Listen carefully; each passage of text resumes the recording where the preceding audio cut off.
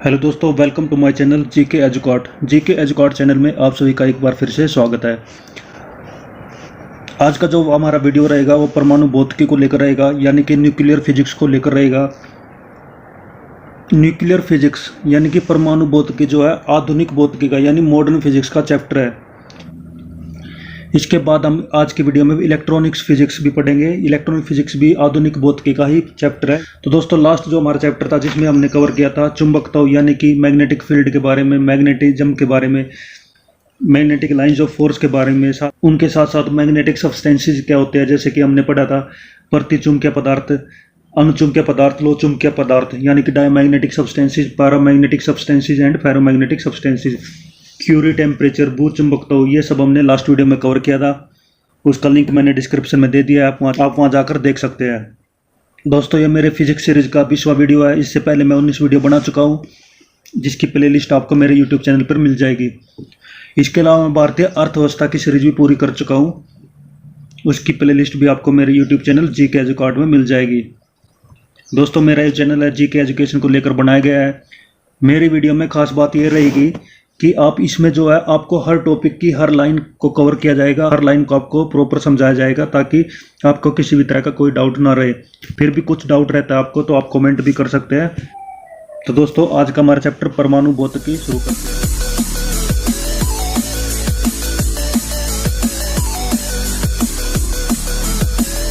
परमाणु भौतिकी यानी कि न्यूक्लियर फिजिक्स। तो पहला आ जाता है परमाणु यानी एटम। परमाणु वह सूक्ष्मतम कण है जो रासायनिक क्रिया में भाग ले सकते हैं परंतु स्वतंत्र अवस्था में नहीं रहते। परमाणु क्या होता है? पर किसी भी पदार्थ के अंदर छोटे छोटा कण होता है जो रासायनिक क्रिया यानी कि केमिकल रिएक्शन में भाग लेते हैं, लेकिन वे कभी भी स्वतंत्र अवस्था में नहीं पाए जाते। परमाणु मुख्य रूप से 3 मूल कणों से मिलकर बना होता है। कौन कौन से? इलेक्ट्रॉन, प्रोटॉन और न्यूट्रॉन। यानी परमाणु के अंदर ये 3 कण पाए जाते हैं, इलेक्ट्रॉन, प्रोटॉन और न्यूट्रॉन। परमाणु के केंद्र में एक नाभिक होता है। परमाणु के केंद्र में यानी उसके सेंटर में एक नाभिक मिलता है जिसको न्यूक्लियस भी बोला जाता है, जिसमें प्रोटॉन एवं न्यूट्रॉन रहते हैं। उस न्यूक्लियस में, उस नाभिक में प्रोटॉन और न्यूट्रॉन पाए जाते हैं, लेकिन इलेक्ट्रॉन जो है नाभिक के चारों ओर चक्कर लगाते हैं। परमाणु में प्रोटॉन एवं इलेक्ट्रॉनों की संख्या समान एवं आपस विपरीत होते हैं, जिसके कारण यह उदासीन होता है। परमाणु में क्या होता है कि प्रोटॉन और इलेक्ट्रॉनों की संख्या समान होती है, जितने प्रोटॉन पाए जाते हैं उतने ही इलेक्ट्रॉन पाए जाते हैं। इसलिए कोई भी परमाणु बेसिक रूप से क्या होता है? उदासीन होता है, न्यूट्रल होता है, उस पर कोई चार्ज नहीं होता। जब वो इलेक्ट्रॉन को त्याग देता है तब उस पर पॉजिटिव चार्ज आ जाता है, और जब वह इलेक्ट्रॉन को ग्रहण कर लेता है, एक्सेप्ट कर लेता है, तब उस पर नेगेटिव चार्ज आ जाता है। नेक्स्ट आ जाता है मूल कणों की विशेषताएं। जो मूल कण है, जो फंडामेंटल पार्टिकल्स है, जो हमने अभी पढ़े हैं, प्रोटॉन, इलेक्ट्रॉन और न्यूट्रॉन, ये सबसे पहले पाए गए थे। इनकी जो खोज है सबसे पहले की गई थी, इसलिए इनको मूल कण बोला जाता है। और उनकी क्या विशेषताएं है, क्या इनकी प्रॉपर्टीज है, वो यहाँ पर देख लेते हैं। जैसे पहला कण दिया हुआ है प्रोटॉन। प्रोटॉन में जो है द्रव्यमान यानी कि उसका जो मास होता है वो कितना होता है? 1.672 × 10⁻27 किलोग्राम्स। और इस पे जो आवेश होता है, इस पे जो चार्ज होता है, किस पे? प्रोटॉन पे, वो कितना होता है? +1.6 × 10⁻19। प्रोटॉन पे जो है पॉजिटिव चार्ज पाया जाता है, इसलिए यहाँ पे प्लस लगाया गया है। और इसका आवेश कितना रहेगा? +1.6 × 10⁻19। इसके खोजकर्ता कौन थे? इसको किसने डिस्कवर किया था? गोल्डस्टीन ने। नेक्स्ट आ जाता है न्यूट्रॉन। न्यूट्रॉन का जो द्रव्यमान है वो कितना है? 1.675 × 10⁻27। इसका जो द्रव्यमान है, इसका जो मास है वो प्रोटॉन से जरा सा कम है, लेकिन इस पर कोई आवेश नहीं होता। न्यूट्रॉन न्यूट्रल होता है, इसलिए इस पर कोई चार्ज नहीं पाया जाता है। और इसका खोजकर्ता कौन थे? चैडविक। नेक्स्ट आ जाता है इलेक्ट्रॉन। इलेक्ट्रॉन का जो द्रव्यमान है, उसका जो मास है वो कितना है? 9.108 × 10⁻31। इलेक्ट्रॉन का जो द्रव्यमान है, इसका जो मास है बाकी प्रोटॉन और न्यूट्रॉन से बहुत ही कम होता है, क्योंकि इसकी जो रेज़ टू पावर है वो -31 है। और क्योंकि इलेक्ट्रॉन पे नेगेटिव चार्ज होता है, इसलिए इसके चार्ज के आगे जो माइनस लगाया जाता है, -1.6 × 10⁻19। और इसके जो खोजकर्ता कौन थे? जे.सी. थॉमसन। नेक्स्ट देख लेते हैं। आज मूल कणों की संख्या 30 से ऊपर पहुंच चुकी है। जैसे प्रोटॉन, इलेक्ट्रॉन और न्यूट्रॉन, ये 3 फंडामेंटल पार्टिकल्स थे जो सबसे पहले खोजे गए थे। इनकी खोज अभी तक चलती हुई आ रही है, और अब तक इनकी जो संख्या वो 30 से ऊपर जा चुकी है। और उसमें से कुछ मूल कणों का विवरण निम्न है। तो पहला जाता है पॉजिट्रॉन। तो पॉजिट्रॉन कैसे बना है? पॉजिटिव इलेक्ट्रॉन से, यानी एक नेगेटिव इलेक्ट्रॉन जो हम ऊपर पढ़कर आए जिस पे नेगेटिव चार्ज होता है, और ये पॉजिटिव इलेक्ट्रॉन, इसलिए इसका नाम पॉजिट्रॉन रखा है। और इसका द्रव्यमान बिल्कुल इलेक्ट्रॉन जितना ही होता है, कितना कि 9.1 इंटू 10⁻⁻31। और इस पे जो आवेश होता है प्लस 1.6 इंटू 10⁻⁻19, और जबकि इलेक्ट्रॉन पे कितना था -1.6 इंटू 10⁻⁻19। इसके खोजकर्ता है एंडरसन, जबकि इलेक्ट्रॉन के खोजकर्ता कौन थे, जैसे थॉमसन। और इसकी खोज कब की गई थी 1932 ईस्वी में। अगर मैं प्रोटॉन की बताता तो प्रोटॉन की खोज कब की गई थी 1919 में। न्यूट्रॉन की खोज कब की गई थी 1932 में। और इलेक्ट्रॉन की खोज कब की गई थी 1897 में। तो सबसे पहले क्या खोजा गया था, इलेक्ट्रॉन्स, कब 1897 में। और किसने खोजा था, जैसे थॉमसन ने। पॉजिट्रॉन के इलेक्ट्रॉन का एंटी कर्ण होता है, यानी इलेक्ट्रॉन के जस्ट अपोजिट होता है। नेक्स्ट हमारा जाता है न्यूट्रिनो। इसका द्रव्यमान 0 होता है और आवेश भी 0 होता है। इसके खोजकर्ता कौन थे, पाउली। नेक्स्ट आ जाता है पाई मैसोन। इसका जो द्रव्यमान है वो इलेक्ट्रॉन के द्रव्यमान के 274 गुना होता है। और इस पर धनात्मक और ऋणात्मक यानी पॉजिटिव और नेगेटिव चार्ज दोनों पाए जाते हैं। और इसकी खोज किसने की थी, युकावा ने। और इसकी विशेषता क्या की है, एक अस्थायी होता है, अनस्टेबल होता है, जिसका जीवन काल लगभग 10⁻⁻8 सेकंड होता है। मतलब कि अस्थायी होता है और इसका जीवन काल, इसका टाइम पीरियड जो है बहुत ही कम होता है। नेक्स्ट आ जाता है फोटोन का जो द्रव्यमान है वो 0 होता है और आवेश भी इस पर 0 होता है। इसकी खोज किसने की थी, आइंस्टीन ने। और इसका जो वेग है किसका वेग, फोटोन का वेग जो है प्रकाश के वेग के बराबर होता है। तो जितने भी हमने यहाँ पर पार्टिकल पढ़े हैं, जितने भी हमने मूलकण यहाँ पर कवर किया है, सभी के सभी इंपॉर्टेंट है। उनमें से कंपटीशन एग्जाम में कुछ भी पूछा जा सकता है। तो नेक्स्ट आ जाता है कैथोड किरण, यानी कि कैथोड रेज क्या होती है। जब विसर्जन नलिका में यानी डिस्चार्ज ट्यूब में उसके सिरों पर 20 किलो वोल्ट यानी 20 kVA का विभवांतर लगाया जाता है, वोल्टेज दी जाती है, तब उसका दाब 0.1 मिलीमीटर पारे के स्तंभ के बराबर होता है। तो उसके कैथोड से जो है एक इलेक्ट्रॉन की पुंज निकलती है, एक बीम निकलती है। इसे ही कैथोड किरण कहते हैं। कहने का मतलब है कि हम एक डिस्चार्ज ट्यूब लेते हैं, उसमें एक साइड में एनोड होता है और दूसरे साइड में होता है कैथोड। और इसमें जो है प्रेशर लगाया जाता है, दाब दिया जाता है, जो कि 0.1 मिलीमीटर पारे के बराबर होता है। उसके बाद हम इसमें जो है 20 kVA का वोल्टेज देते हैं। फिर क्या होता है कि इसके कैथोड प्लेट से क्या निकलते हैं, इलेक्ट्रॉन की एक पुंज निकलती है, एक बीम निकलती है, जिसको क्या बोला जाता है, कैथोड किरण बोला जाता है, कैथोड रेज बोला जाता है, जो घूमकर किसकी तरफ जाती है, एनोड की तरफ जाती है। नेक्स्ट आ जाता है अल्ट्रा कैथोड किरणें केवल उच्च ऊर्जा वाले इलेक्ट्रॉन का पुंज है, इसलिए कैथोड किरणें क्या होती है, उच्च ऊर्जा की इलेक्ट्रॉन की पुंज होती है, इलेक्ट्रॉन की बीम होती है। नेक्स्ट आ जाता है कैथोड किरणों के गुण। कैथोड किरण को केवल गैस का प्रयोग करके पैदा किया जा सकता है। कैथोड किरणों को जो है केवल गैस का प्रयोग करके हम प्रोड्यूस कर सकते हैं। नेक्स्ट आ जाता है कैथोड किरणों के उत्पादन में विभव का स्रोत प्रेरण कुंडली यानी इंडक्शन कोयल होता है, जो कम विभव के सेल से बहुत उच्च विभव प्रदान करता है। कैथोड किरणों में जो हम पावर सप्लाई देते हैं उसके लिए कम विभव के सेल यूज करते हैं, जो इंडक्शन कोयल के द्वारा हाई वोल्टेज प्रदान करते हैं। यह पारस्परिक प्रेरण के सिद्धांत पर कार्य करता है, यानी कि यह म्यूचुअल इंडक्शन के प्रिंसिपल पे काम करता है। कैथोड किरणें अदृश्यक होती है, इनविजिबल होती है, जो सीधी रेखा में गमन करती है, स्ट्रेट लाइन में फॉरवर्ड होती है, ट्रेवल करती है। कैथोड किरणें ऋणात्मक होती है, कैथोड किरणों पर नेगेटिव चार्ज होता है, इसलिए कैथोड से एनोड की तरफ गमन करती है। ये इलेक्ट्रॉन की बनी होती है और अपनी सतह के लंबवत निकलती है, यानी कि कैथोड किरणें जो है इलेक्ट्रॉन की बनी होती है और ये अपने सरफेस के परपेंडिकुलर निकलती है।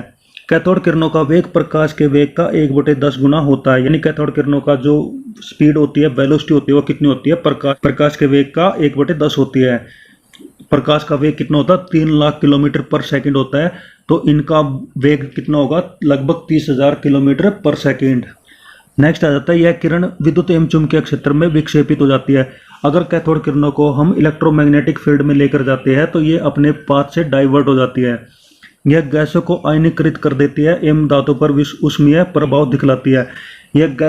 यह गैसों का क्या कर देते हैं, आयनाइजेशन, उनको तोड़ देती है। और धातु पर जब हम कैथोड किरणों को डालते हैं तो उसको गर्म कर देती है, धातु पर उसमें प्रभाव छोड़ देती है। नेक्स्ट है यह फोटोग्राफिक प्लेट को प्रभावित करती है, उस पर इफेक्ट डालती है।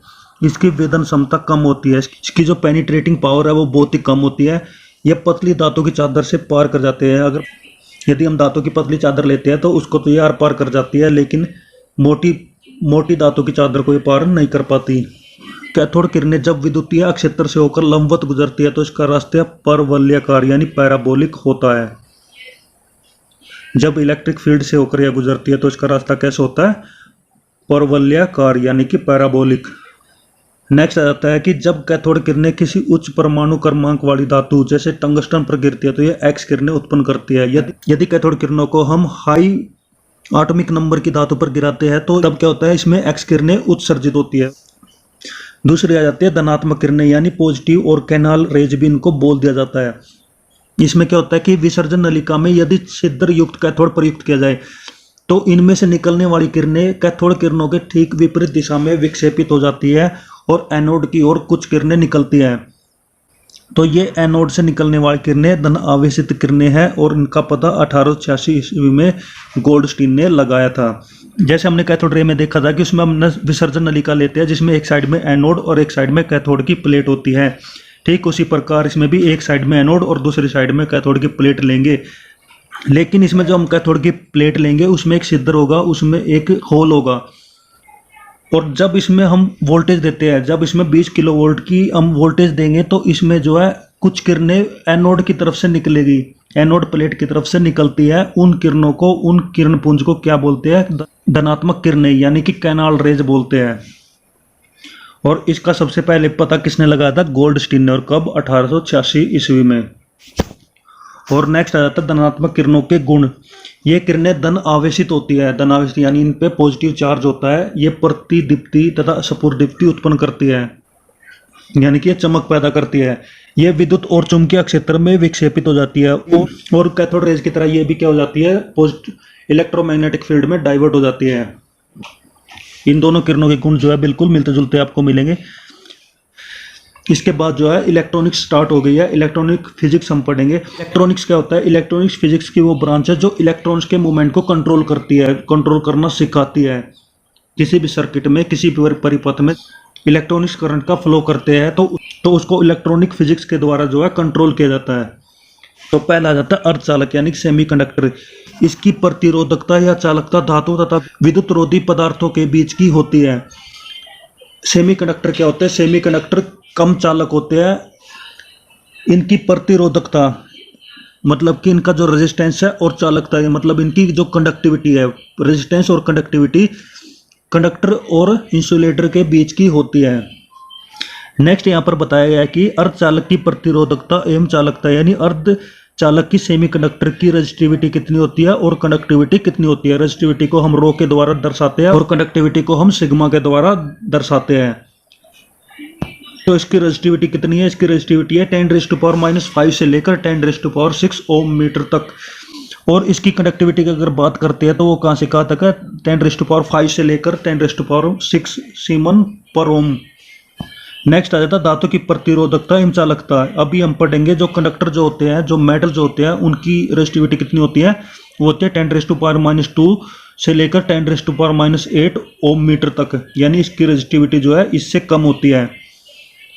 और इसकी जो कंडक्टिविटी होती है वो कितनी रहेगी? 10⁻2 से लेके 10⁻8 सीमन पर मीटर, जो कि सेमीकंडक्टर से ज़्यादा होती है।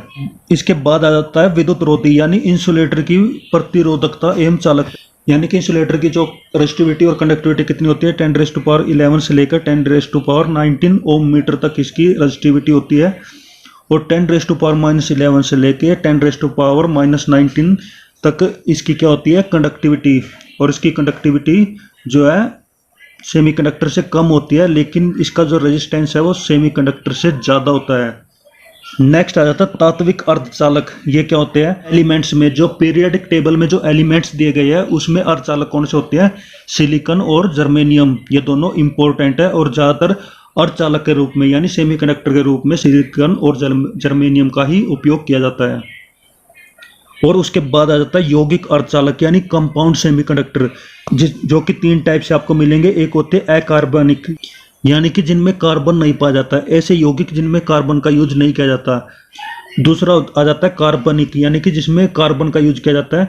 और तीसरा आ जाता है कार्बनिक बहुलक यानी जो कार्बन के बहुलक होते हैं। तो उनके एग्जाम्पल यहाँ पर दिए गए हैं कि अकार्बनिक जो सेमीकंडक्टर होते हैं वो कौन से होते हैं, CDS कैडमियम सल्फेट, GaAs यानी gallium arsenide, cadmium selenide, indium phosphate. कार्बनिक सेमीकंडक्टर की अगर बात करते हैं तो उसमें आ जाता है एंथ्रासिन, मादिदोफ, थैलियोसियानिस। और कार्बनिक बहुलक में अगर बात करते हैं तो पोलीपाइरोल, पॉलीएनिलीन, पॉलीथायोफिन, ये सभी किसके एग्जाम्पल है, यौगिक अर्धचालक के। सेमीकंडक्टर जो है दो टाइप के होते हैं, एक होता है इंट्रिंसिक सेमीकंडक्टर और दूसरा होता है एक्सट्रिंसिक सेमीकंडक्टर। इंट्रिंसिक सेमीकंडक्टर को निज अर्धचालक बोल दिया जाता है और एक्सट्रिंसिक सेमीकंडक्टर को हिंदी में क्या कहा जाता है, बाह्य अर्धचालक। दोनों को हम यहाँ पर एक एक करके कवर कर लेते हैं, जिसमें पहला आ जाता है नेज अर्धचालक। जिन अर्धचालकों में यानी जिन सेमीकंडक्टरों में मुक्त इलेक्ट्रॉन तथा क्वार्टर उसमें प्रभाव के द्वारा उत्पन्न किए जाते हैं उन्हें नेज अर्धचालक कहा जाता है। यानी नेज अर्धचालक की इंट्रिंसिक सेमीकंडक्टर वे सेमीकंडक्टर होते हैं जिसमें जो फ्री इलेक्ट्रॉन्स और होल्स होते हैं उनको ऊष्मीय प्रभाव के द्वारा यानी हीटिंग इफेक्ट के द्वारा उनको गर्म करके अर्धचालक बनाया जाता है। इंट्रिंसिक सेमीकंडक्टर जो है बेसिक सेमीकंडक्टर होते हैं जैसे कि जर्मेनियम और सिलिकॉन। नेज अर्धचालकों में मुक्त इलेक्ट्रॉनों की संख्या होलों की संख्या के बराबर होती है। यानी इंट्रिंसिक सेमीकंडक्टर में जो है नंबर ऑफ इलेक्ट्रॉन और नंबर ऑफ होल्स बराबर होते हैं। जिन नेक्स्ट रहता है या Ni को नेज वाहक सांद्रता कहते हैं। यहाँ पे जो है Ni क्या दिया गया है, इंट्रिंसिक सेमीकंडक्टर में एक इलेक्ट्रॉन और होलों की संख्या बताई गई है जो दोनों की बराबर होती है। अर्धचालकों में यह अद्वितीय गुण होता है, उनमें इलेक्ट्रॉनों के साथ साथ होल भी गति करते हैं। इंट्रिंसिक सेमीकंडक्टर में यह एक ऐसी प्रॉपर्टी होती है जिसमें इलेक्ट्रॉन के साथ साथ होल भी गति करते हैं, फ्लो करते हैं। होल प्रभावी धनात्मक आवेश वाले एक आभासी मुक्त कण की तरह व्यवहार करता है। होल क्या होता है, एक पॉजिटिव चार्ज होता है जो एक फ्री पार्टिकल की तरह मूवमेंट करता है। यह ऋणात्मक विभव की ओर गति करता है। यह जो है पॉजिटिव से निकल के पॉजिटिव प्लेट से निकल के नेगेटिव प्लेट की ओर गति करता है। ऐसे अर्धचालकों में प्रवाहित धारा इलेक्ट्रॉनिक धारा और होल धारा के योग के बराबर होती है। इन अर्धचालकों में जो इलेक्ट्रिक करंट जो पाया जाता है वो इलेक्ट्रॉनिक करंट और होल करंट के योग के बराबर होता है। नेक्स्ट आ जाता है नेज अर्धचालकों की चालकता उसके ताप पर निर्भर करती है, परंतु कक्ष ताप पर इनकी चालकता बहुत ही कम होती है। इंट्रिंसिक सेमीकंडक्टर जो होते हैं यानी कि जर्मेनियम और सिलिकॉन जो एलिमेंट होते हैं वो ज़्यादातर टेम्परेचर पर डिपेंड करते हैं और रूम टेम्परेचर पर जो इनकी कंडक्टिविटी बहुत ही कम होती है। तो नेक्स्ट आ जाता है अपद्रव्य अर्धचालक यानी एक्सट्रिंसिक सेमीकंडक्टर। जब किसी शुद्ध अर्धचालक में कोई उपयुक्त अशुद्धि अल्पीय मात्रा में मिलाई जाती है तो उसकी चालकता में कई गुना वृद्धि हो जाती है। यानी जब हम इंट्रिंसिक सेमीकंडक्टर लेते हैं यानी शुद्ध अर्धचालक लेते हैं यानी कि सिलिकॉन और जर्मेनियम हम जब लेते हैं और उसमें कुछ अशुद्धि हम उसमें मिला देते हैं, अशुद्धि यानी कि इम्प्योरिटी हम उसमें मिला देते हैं, मिक्स कर देते हैं, तो उसकी चालकता किसकी चालकता, उस सेमीकंडक्टर की चालकता उस जर्मेनियम और सिलिकॉन की जो कंडक्टिविटी है वो कई गुना बढ़ जाती है। तो इस प्रकार के पदार्थों को क्या कहते हैं, अपद्रव्य अर्धचालक। फिर से बता देता हूँ, इंट्रिंसिक सेमीकंडक्टर जो है शुद्ध अर्धचालक होते हैं और जब हम उसमें इम्प्योरिटी यानी अशुद्धि मिला देते हैं तो वो क्या बन जाते हैं, एक्सट्रिंसिक सेमीकंडक्टर। वांछित अशुद्धि को सावधानी पूर्वक मिश्रित करना मादन यानी कि डोपिंग या अपमिश्रण कहलाता है। यानी जो अशुद्धि जो इम्प्योरिटी हम किस में मिलाते हैं, शुद्ध अर्धचालक में यानी इंट्रिंसिक सेमीकंडक्टर में मिलाते हैं, सिलिकॉन जर्मेनियम में मिलाते हैं, तो उसको क्या बोला जाता है, डोपिंग बोला जाता है, अपमिश्रण बोला जाता है या मादन इसको बोल दिया जाता है। और नेक्स्ट है अशुद्धि परमाणु अपमिश्रक कहलाते हैं और जो अशुद्धि हम मिलाते हैं उनको क्या बोलते हैं, अपमिश्रक बोलते हैं, डोपेंट्स बोलते हैं। कि इस प्रकार के पदार्थ को मादित दोफ्त अर्धचालक भी कहते हैं। जब हम यह प्रोसेस कंप्लीट कर लेते हैं और उससे हमें जो अर्धचालक मिलता है यानी एक्सट्रिंसिक सेमीकंडक्टर तब बन जाता है, उसको हम मादित अर्धचालक भी कह सकते हैं यानी डोप्ड सेमीकंडक्टर भी बोल सकते हैं। किसको, एक्सट्रिंसिक सेमीकंडक्टर को। अपमिश्रक ऐसा होना चाहिए जो मूल अर्धचालक पदार्थ के जालक को विकृत ना करे। अपमिश्रक यानी कि इम्प्योरिटी हम जो मिक्स करते हैं वो इस प्रकार की होनी चाहिए कि वो मेन सेमीकंडक्टर की जो संरचना होती है उसको विकृत ना करे, उसको विखंडित ना करे। अपमिश्रक के अणु तथा अर्धचालक पदार्थ के अणुओं का आकार लगभग समान हो। यानी इम्प्योरिटी जो है उसके अणु यानी मॉलिक्यूल और अर्धचालक पदार्थ के जो अणु है यानी मॉलिक्यूल है उन दोनों का साइज जो है बराबर होना चाहिए। नेक्स्ट आ जाता है चतुर संयोजक। सिलिकॉन एवं जर्मेनियम के मादन के लिए दो प्रकार के अपमिश्रक उपयोग किए जाते हैं।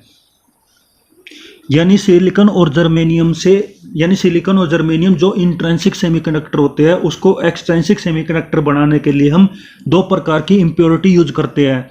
आपने पीरियोडिक टेबल में कॉलम नंबर 13, 14, 15 के एलिमेंट्स आपने देखे होंगे। कॉलम 14 जो होता है वो कार्बन फैमिली कहलाता है, यानी कार्बन के समूह कहलाते हैं। उसमें जो है कार्बन के बाद सिलिकॉन और जर्मेनियम एलिमेंट्स होते हैं जिनको हम शुद्ध अर्धचालक के रूप में यूज करते हैं, और उसमें इम्प्योरिटी मिलाने के लिए उसके आसपास के दोनों कॉलम यूज करते हैं, यानी कि कॉलम नंबर 13 और कॉलम नंबर 15। कॉलम नंबर 13 के जो एलिमेंट्स होते हैं उनके वैलेंस शेल में, एक्सटर्नल शेल में 3 इलेक्ट्रॉन पाए जाते हैं जो कि फ्री मूव करते हैं, इसलिए उनको त्रि संयोजक बोला जाता है। और कॉलम नंबर 15 के जो एलिमेंट्स होते हैं उनमें जो है एक्सटर्नल शेल में 5 इलेक्ट्रॉन पाए जाते हैं, इसलिए उनको पंच संयोजक एलिमेंट्स बोला जाता है। तो पहला आ जाता है पंच संयोजक, जैसे कि आर्सेनिक, एंटीमनी, फास्फोरस, ये कॉलम नंबर 15 के एलिमेंट्स हैं जिसको इम्प्योरिटी के रूप में हम यूज करते हैं।